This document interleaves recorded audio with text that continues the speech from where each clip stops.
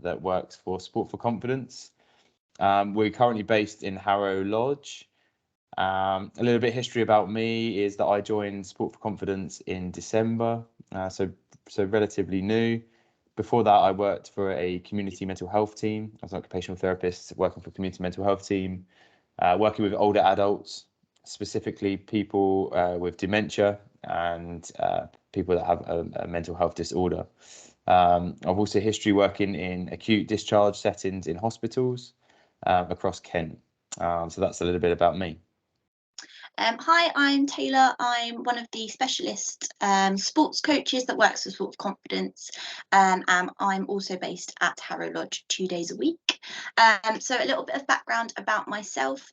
So I've always been a kind of a very active person, and I went to university to study dance, and knew that I kind of needed to keep this kind of active aspect in my life, especially when it came to a job. So I was very lucky to get the job with Sport for Confidence as one of their coaches just under a year ago now, and absolutely loving it. I've done kind of coaching and teaching roles in the past, but this is kind of the first job I've done, particularly with people with disabilities, but I've kind of had experience within the leisure centres before, with kind of interacting with lots of demographics of people. So I kind of found myself quite easily adapting to the role. So I'm absolutely loving it, and yeah, looking forward to everything that is coming for Sport for Confidence, particularly at Harrow Lodge. So we're going on to our presentation. So it's just a chance for us to kind of really inform and educate you of kind of what the aims of this session will be. So going on to some introductions. So we're going to just be explaining and providing you with a little bit more information about Sport for Confidence and what we do as an organisation. We're also going to explain kind of and outline our ethos and what we aim to achieve within our sessions at Sport for Confidence. We're also going to be describing and explaining the therapeutic value of physical activity and how kind of the occupational therapist and the coach weaves this throughout their sessions as well. Rob's going to explain a little bit about his role as an occupational therapist, and I will also do the same and explain my role as a coach for Sport for Confidence. So we're also going to include a little bit of background about our partnership with Harrow Lodge Leisure Centre. So we'll discuss the participants we work with, our aims to create an inclusive environment and ensuring our professional relationship with the leisure centre remains strong, with supporting all of our participants that come through the door. We're also going to be talking and giving a few examples about our sessions and what we currently run at the Leisure Centre and what the sessions involve. And we're also going to give you a little bit of background and discuss what the staff at the Leisure Centre and yourself can do for us and for the Leisure Centre and our participants going forward.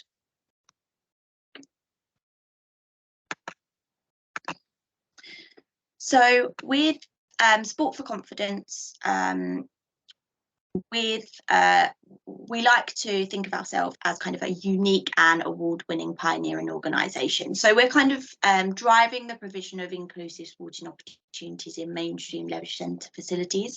So people that come to Sport for Confidence normally don't have the opportunities to kind of experience physical activity in the same ways that others might, and they really face barriers in terms of really getting involved with sport and physical activity. So us as Sport for Confidence, we're kind of promoting and providing these sessions for people to experience kind of the physical, mental, social benefits of activity, and all sessions are active, fun and accessible all round. So what do we do? So what do we do exactly? So Sport for Confidence programs place health professionals like myself and specialist coaches like Taylor into leisure centres to help provide inclusive sporting opportunities to the people who face barriers. And this could be with including people with a learning disability, mental health disorders, people living with dementia, people living with autism, any physical impairments or disability, homelessness, and many other complex health needs. So within the leisure centres, the occupational therapists do work, as I said, with alongside coaches to create that sort of inclusive and accessible sporting opportunities to people who do face those barriers. So going on to our next slide now, we are going to talk about the aims of our sessions and kind of what we do within the sessions at Sport for Confidence. So with Rob and I within Harrow Lodge, we work kind of collaboratively. So there will always be a coach and there will always be an occupational therapist in any Sport for Confidence session that any of our participants come to. So the aims of Sport for Confidence is to facilitate access to local facilities, increase in social and community inclusion. It's also about facilitating regular sustained participation in activities. So obviously we're orientating our sessions around physical activity and creating healthy lifestyles for everyone. It's also about providing opportunities for individuals to achieve personal objectives in accordance to care plans or treatment goals. So once our participants have been with us for a while, we might look at kind of goal setting with them. So what they want to achieve within our session. And that might not be specific a particular goal. It might just be that they want to come to the sessions and it can be kind of a social environment where they can meet new people and they can gain confidence in meeting new people, or it might be quite a specific goal. So it might be to lose weight, or using it kind of as rehab if someone's had a particular surgery or have gone through an illness in the past which they kind of want to progress and benefit from getting better and including physical activity in their lifestyles again. Absolutely, and that's kind of where the occupational therapy role comes in. So what is occupational therapy and what exactly is our role? So occupational therapy is actually a science-based health and social care profession. We are regulated by the Health and Care Professions Council, so the HCPC. So as an occupational therapist, we take a whole person approach to both mental and physical health and well-being. We focus on enabling individuals to achieve their potential despite any impairments or limitations. So as I said, we're concerned with promoting health and well-being through meaningful activity, as we like to call it, occupations. The primary goal for an occupational therapist is to enable people to participate in activities of everyday life. So that doesn't mean just within the sporting facilities or within the leisure centres. That can be focusing on engagement in self-care, so washing, dressing, toileting. It could be within education. So a lot of occupational therapists work within schools, working with children to support them through that journey. It could be with getting into work or within the workspace, leisure, so as where we are, and also helping with social interaction. So it's especially to enable and encourage participation in those areas, despite any impairments or limitations to physical or mental functioning. So we provide meaningful activities to provide these opportunities to develop new skills, which can be transferred into other areas of life. So for example, there we have work and education. So we can come up with strategies and interventions that work on memory and recall strategies, and then grading them to return as well. So when we say grading, that could be making a task or an activity harder to challenge the individual to develop those skills more, or it could be to make it easier for a person to work toward, to achieve something and work towards making that goal a bit harder or a lot more harder. So as I say, we use one-to-one interventions, we use assessments, activity analysis, goal setting and evaluation tools. So there are many therapeutic values to physical activity and our Sport for Confidence sessions. So firstly, we've got the importance of physical activity. I mean, as we all know, and we don't need to preach to you, that physical activity or exercise can improve your health, and it also reduces the risk of developing several diseases like diabetes, cancer, and cardiovascular disease. Physical activity and exercise can have an immediate and long-term health benefits, and most importantly, regular activity can improve your quality of life. So as I touched on in the last slide, occupational therapists are able to use a graded approach. So again, that is making the activity harder or easier depending on the individual's needs and level of support. I'll go on further into the presentation, but I'll touch on the sort of the physical activity and how we sort of complete assessments through that.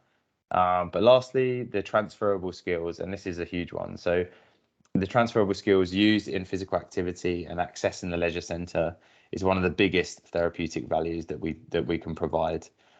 So, for example, encourage a participant to book themselves on and to put themselves onto a session is huge. You know, especially if they struggle with that sort of social interaction side of things. Using mathematical skills during sessions, so this could be with counting, and also being able to sort of wash and dress themselves, and that could be after or before using our swimming sessions. So I'm going to talk a little bit now about my role as a coach with Sport for Confidence. So up on the slide there's just a few little pointers that I wanted to cover. So a Sport for Confidence coach may be defined by these little points. So a love of sport and physical activity. So as I mentioned before, when I was giving kind of a brief background about myself, is that I've always loved sport and physical activity. It's been very important in my life, and I feel like it's such an amazing opportunity to be able to provide that and transfer that love for sport and physical activity and provide it for other people. So I feel like as a coach we really need that. The second one is kind of being fun and outgoing, so not kind of taking yourself too seriously and not kind of putting too much pressure on the fact that you need to get everything right all the time. I think an example of what we do is that our Love to Move session that we have at Harrow Lodge, a lot of people come in with an expectation that I think that they need to get everything right all the time, and that's definitely not it. It's just a chance for them to, one, access physical activity, and to come into an environment where there's no judgment. It's just for them to be able to have some fun, being an environment where everyone's there for the same purpose. So I really hope that as a coach I'm kind of providing that as well. An eagerness for others to experience the same enjoyment from physical activity, so kind of transferring that on to others the best I can. Specialist coaching abilities, skill set and mindset. So I have a background in dance, but I've also done kind of coaching and teaching in the past. So using my skill set to provide inclusive and adaptive sessions, again, without judgment or discrimination of those involved. The ability to see potential in everyone, regardless of a disability. So this is definitely something that we want to promote within our sessions. Our sessions are people-centered, they are inclusive, and we want to know that regardless of any barriers that people have faced in the past, there is also always an opportunity for them to be involved in physical activity and sport at Sport for Confidence. And lastly, the value in collaborative work with an occupational therapist to create life-changing opportunities and experiences. So again, with our Sport for Confidence sessions, you will always see the coach and the occupational therapist working collaboratively to create these inclusive sessions. So a Sport for Confidence coach provides kind of meaningful activities to anyone who may face barriers. So as I said before, we work very closely with an occupational therapist to deliver these sessions, which are fun, they're skill-based, they're adaptive, and they're inclusive. So as a coach, we're focusing on providing and educating people on important movement components of a variety of different sports, and focusing on the skills that are learned and demonstrated through this movement.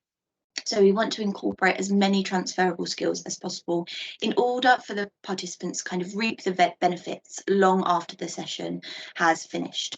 So we want to bring together the therapeutic benefits of physical activity, as well as kind of other important factors that Rob kind of mentioned before. So we look at kind of social interaction, we look at decision making, we look at turn taking, team building, time management, cognitive stimulation, and many more things within the sessions.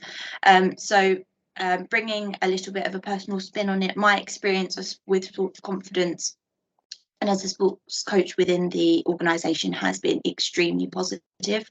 I feel kind of very supported and encouraged within my role, and we want to provide this physical inclusive sessions that demonstrates the ethos of the organisation as a whole. I think the opportunity for us to be really involved within a leisure centre, particularly bringing in an occupational therapist within a leisure centre, is kind of very unique, and that's why we want to create such a strong and professional relationship within the leisure centre, especially with you as the staff, to keep these inclusive sessions running as long as possible. So let's bring on to sort of Harrow Lodge Leisure Centre and what Sport for Confidence does there, and how we sort of are collaboratively working together. So Sport for Confidence Harrow Lodge Leisure Centre, at Harrow Lodge Leisure Centre, we're running 7 sessions a week, and that's on a Tuesday and Wednesday. Our main demographic of participants at Harrow Lodge Leisure Centre have a learning disability. And as I mentioned, our main focus is to create an inclusive, supportive environment for our participants within the leisure centre. So for many of our participants, they face barriers to their daily lives, which may challenge their physical, mental and social environment. So enabling those environments are critical to promoting participation. So physical accessibility, other processes is necessary if people with disabilities are to participate. I mean, we appreciate that everyone isn't medically trained, or have had experiences of working with people that have a disability or different conditions. So to enable that, we are delivering the best possible service at the leisure centre to promote this. These are some examples of how we can ensure that best practice is being carried out. So I've made some notes here. So just being aware of the things like the physical environment. So this could be supporting someone with accessing the lift if they're unable to use the stairs. It could be with helping them through the gate at the front of house if they're unable to use the turnstiles. The hoist always being brought out and being available for the swimming sessions. It is important to note that, and I'm sure you guys already do it, but it is important to note that the battery is always put on charge when the hoist is not in use. We also have individuals with sensory challenges. So for many people with autism, show certain behaviours when they are experiencing a sensory issue. So this could be increased movement, such as jumping, spinning, or crashing into things, or also increasing their stimming, such as sort of like hand flapping, making repetitive noises, or rocking back and forth. So difficulty of recognising these internal sensations like hunger or pain, or need to use the bathroom. That's maybe when they might be sort of demonstrating those movements. So we can improve this by making Harrow Lodge Leisure Centre a calmer environment within our control. So for example, making sure the alarm is turned off in the training pool when the floor is being lowered or brought up. We can also have a look at our social environment. So being aware that our participants may need extra time whilst booking onto the sessions, or also in the canteen when they're making their orders. It is also worth being aware that our participants may have challenges with their social skills and may present as non-verbal. Being understanding and taking this into account with each individual may not be comfortable in the leisure centre, but it will help you understand the barriers and challenges that our participants face on their daily life. Participants that also join our Love to Move sessions are individuals that live with dementia. So for those that aren't aware, dementia is a syndrome, a group-related syndrome associated with the ongoing decline of brain functioning. So these brain functionings may include problems with memory loss, thinking speed, mental sharpness, and the quickness of language. It can also impact your understanding and judgment. So I think knowing this, individuals that may have these challenges will have a challenge with booking onto the sessions, potentially have challenge with orientation around the leisure centre, and also using the restaurant. They might also turn up at times when participants, when we don't have sessions on, And if this is the case, then just reassure them and remind them of the correct details, the correct session details, and sort of notify us after that's happened as well. Also, attending the leisure centre isn't just to participate in Sport for Confidence sessions. It is for us to make it a complete experience to encourage the transition from accessing mainstream leisure centres. Also, just sort of looking into the communication between Sport for Confidence and Harrow Lodge Leisure Centre. So now our participants are able to book onto our sessions 14 days in advance. That can be either at reception or over the phone. And just looking into equipment as well, I just wanted to say a thank you to the sport with making sure that the hoist is out at every swim session, and also the chairs that are provided for our studio sessions. That is greatly appreciated.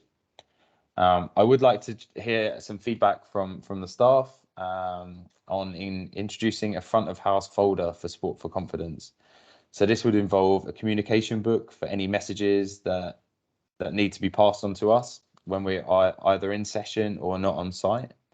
It would also involve communication cards for individuals who may be non-verbal to use, so that it'll be easy for them to book onto the sessions and be clearer. A short description of each session we run will also be in the folder. So this will be helpful for any staff if they are questioned by a member of the public, as some sessions could be easily misled by future participants. So for an example, labeling the swim as a disabled swim instead of an inclusive swim. Not everyone that attends our swimming session has a disability.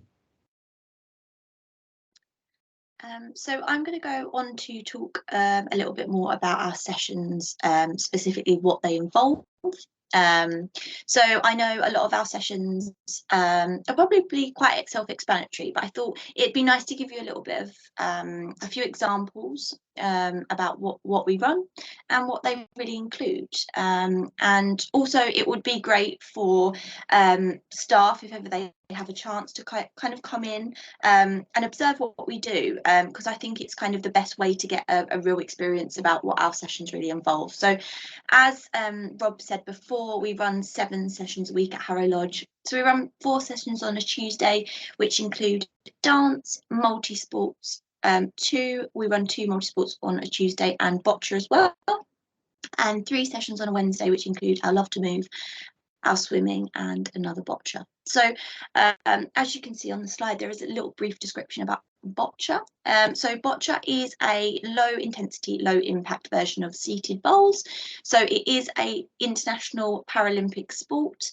And kind of the session that we run focuses on improving coordination, fine and gross motor skills, decision making, and also really encourages teamwork as well.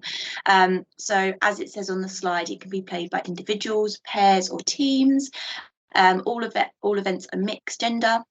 And basically the game is to throw leather balls, red and blue, as close as they can to the white target ball, or as it's known, the jack. So the sessions that we run, our boccia sessions, are seated, and they include a warm-up, and also incorporate some warm-up ball skills as well. And then the coach will run a kind of variety of boccia games. So within our leisure centres, our boccia sessions will be run very, very differently, but we've all got kind of the same stimuli and the same kind of aims in place for all of our sessions. So these kind of include different types of equipment. So we use hoops, cones as targets, and it's also giving participants the chance to become kind of familiar with the weight of the ball, the different throwing and rolling techniques that there might be, and we also finish off our sessions with kind of official boccia games. So we get that jack out, and that's a chance for them to kind of really hone in on the purpose of boccia, and really use it as kind of a team building exercise, where the participants can win as a team and also win individually as well. A few of the other sessions that we run. So we run our dance session. This is one of my favourite sessions, not only because my background is in dance, but it's just a wonderful session for people to express their emotions and allow their personality to kind of shine through. So the creative dance session focuses on coordination, memory sequencing, cognitive stimulation, and proprioception as well. So proprioception is where your body is in space. So with some of our participants, they might struggle with proprioception, but we're hoping that with our sessions, this can kind of be improved upon. So dance helps to improve well-being, physical health, and the release of feel-good endorphins as well. So we always start with a warm-up.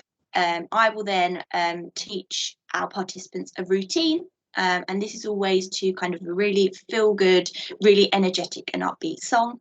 And then we will introduce a freestyle circle. So this is an opportunity for our participants to choose their own songs and to dance in the middle of the circle and just feel that they can show whatever moves they're feeling on that day. And it's just a wonderful experience for everyone. And then we will always finish with a cool down as well.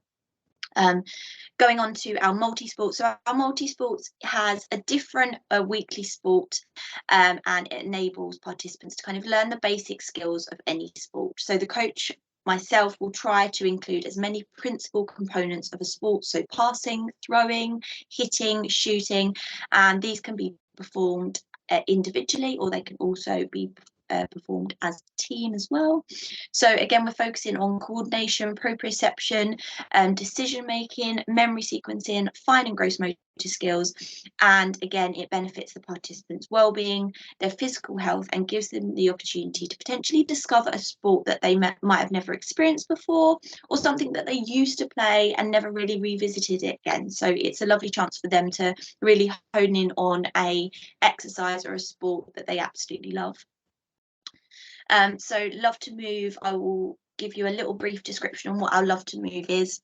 So we deliver a weekly Love to Move session.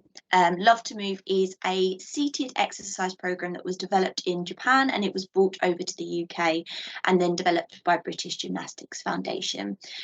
So it is divided into sections, and these sections are specifically designed to help people with dementia. So whether that is with their coordination, whether that is memory sequencing, whether that's fine and gross motor skills, all of the above are really honed into, and we're trying to see improvements each week.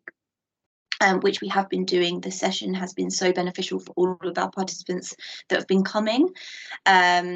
So yeah, we're really enjoying delivering that session, and that's probably one of the sessions that we'd love the staff to observe, even just for a little while, because just with a snippet of what we do, you really get a kind of a really good idea of what the session is all about. And last but not least, our swimming session. So obviously swimming uses the whole body to move through water, obviously for performing different strokes, and it's just a really beneficial activity, not just kind of for cardiovascular system and the muscular systems, but for us it provides kind of a stimulus that can improve sensory stimulation. It can improve coordination. It can is also a chance for us to let our participants know about water safety and potentially kind of breathing techniques and things like that. So our session doesn't specifically focus on swimming itself as an activity, but it's just a chance for our participants to enjoy the water, to have that experience and improve their transferable skills. So whether that's coming into the leisure centre, getting changed, getting showered, getting washed and dressed, all of those transferable skills are included within the session as well. So it's a whole experience in itself. That's just a brief example of some of our sessions that we run.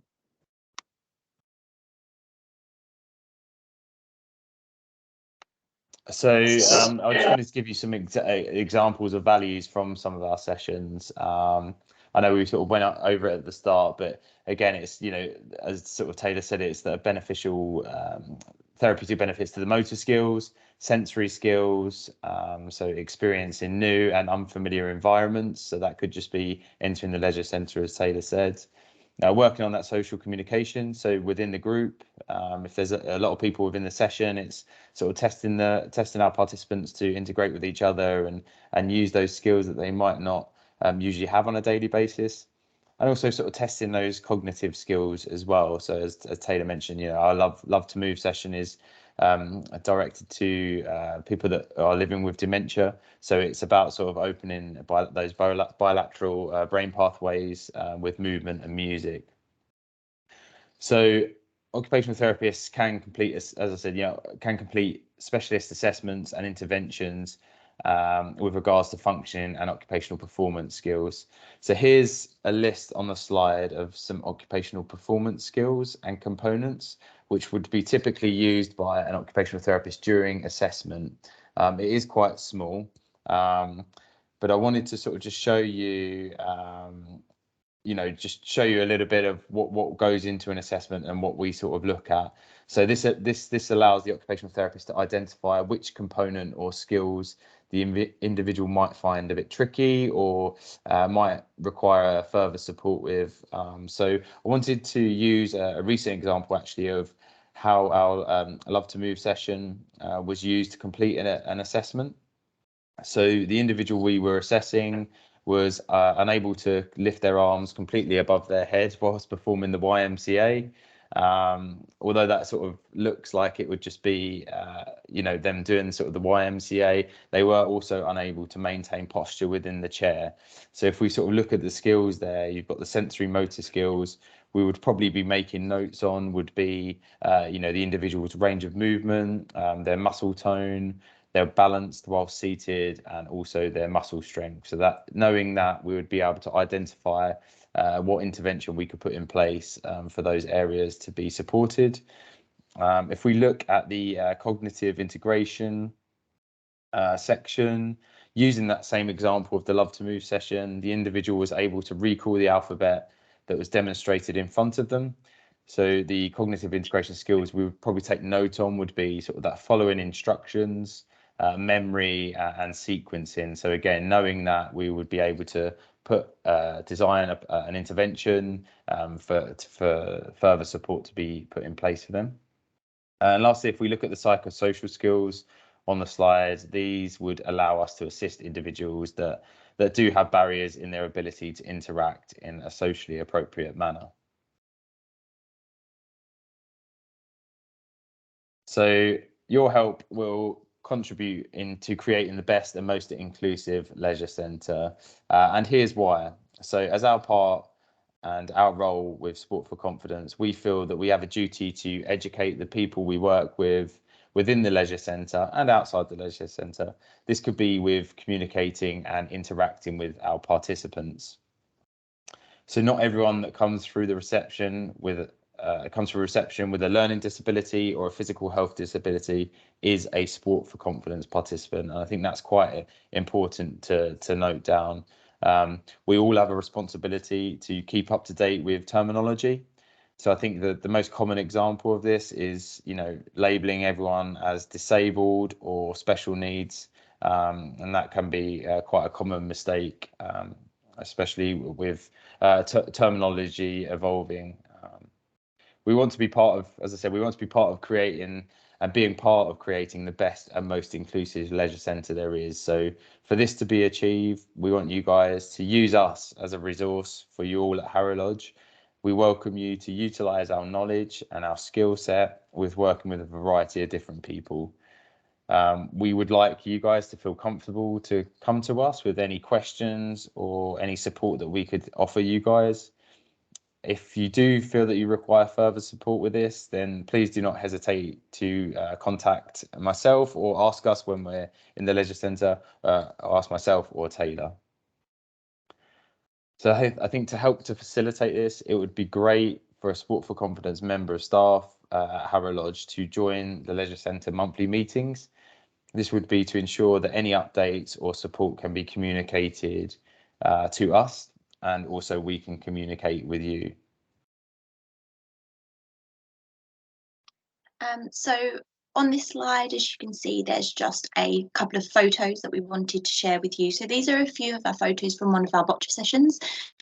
So the first photo was created by one of our participants. So within our sessions, we encourage lots of creativity, and we welcome participants to kind of help us within our sessions. So whether that kind of be counting the boccia balls, creating new games for others to try. So we're really kind of promoting the creativity of all of our participants. The second photo demonstrates how amazing the participants and also the carers are who come with the participants as well. So there's quite a few carers who come in and get involved in the sessions, which is absolutely amazing. So we want to kind of promote this as much as we can. So we have recently created a carers engagement guidelines flyer, which outlines the role of the carer and how important they are to the sessions as well. So we can kind of provide the staff with some of these flyers as well, if ever people come in and ask about our sessions. Just a little note, we are very lucky to be able to meet some amazing people as part of our job, and we just hope that this training has been beneficial and educational, particularly in increasing your confidence when interacting with people with disabilities. And just to kind of reiterate what Rob has said, that we're here kind of to support the staff and to have kind of that clear communication when it comes to sport for confidence. So if there is any way that we can support you, if you've got any questions after this training, then please do so, and we'd be happy to help in any way we can. So here's just a list of our details. So if we're not on site at Harrow Lodge, then yeah, please don't hesitate to get in contact with us. As I say, you know, we'd be happy to answer any questions or offer any support that we can. So just want to take this opportunity to say thank you for listening, and yeah, we hope this was beneficial for you to listen to. Thank you so much. Thank you.